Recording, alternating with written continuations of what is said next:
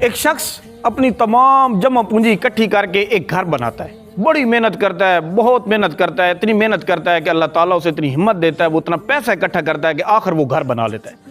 جس دن اس نے گھر میں شفٹ ہونا ہوتا ہے اس سے ایک دن پہلے زلزلہ آتا ہے اور تمام گھر جو ہے وہ ملبہ بن جاتا ہے، زمین بوس ہو جاتا ہے تمام گھر۔ تمام لوگ صبح صبح اس جگہ پر آ جاتے ہیں اور وہاں جا کے اکٹھے ہو جاتے ہیں جہاں اس کا گھر ملبہ بنا ہوتا ہے، اور انتظار کر رہے ہوتے ہیں کہ وہ شخص کس ٹائم آئے گا۔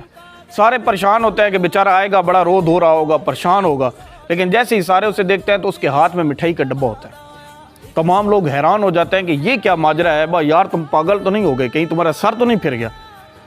تمہارا اتنا محنت کردہ مکان جو تم نے پوری زندگی کی جمع پونجی لگا دی، زمین بوس ہو گیا اور تم پریشان ہونے کے بجائے مٹھائی کا ڈبہ لے آئے ہو۔ اس نے کہا کہ اگر ہم شفٹ ہو جاتے اور زلزلہ آج آ جاتا، یا ہم کل شفٹ ہو جاتے زلزلہ آ جاتا، تو پھر کیا ہوتا؟ میرے تو تمام بچے زمین کے اندر دب جاتے، میں دب جاتا، بیوی دب جاتی۔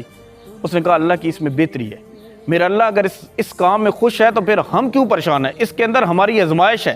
آپ لوگ اس کو عذاب نہ سمجھا کریں، آپ نے عذاب دیکھے ہی نہیں ہے، عذاب تو بڑے مشکل ہوتے ہیں، یہ اللہ تعالیٰ کی طرف سے ہمارے اوپر امتحان ہوتے ہیں۔ وہ شخص خوشی سے مٹھائی بانٹتا ہے اور وہ تمام مٹھائی بانٹنے کے بعد وہاں سے چلا جاتا ہے۔ میں کہتا ہوں کہ انسان کا دماغ پازیٹیو مائنڈ ہونا چاہیے، مثبت سوچ ہونی چاہیے انسان کی۔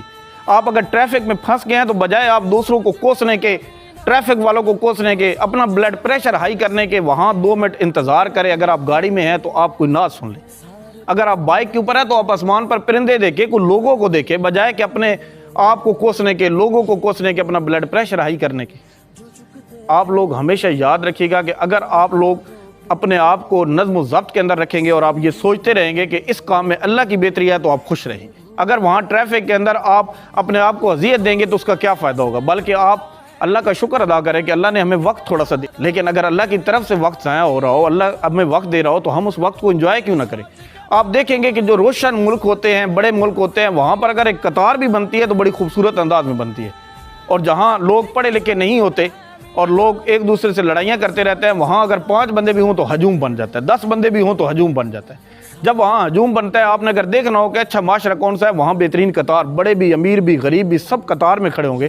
لیکن جہاں پر کوئی معاملہ سمجھنے والا نہیں ہوگا، وہاں پر کوئی قطار نہیں ہوگی، بلکہ 10 بندے ہجوم بنا کے شور کریں گے اور نظم و ضبط کی خلاف ورزی کریں گے اور ماحول کو خراب کریں گے۔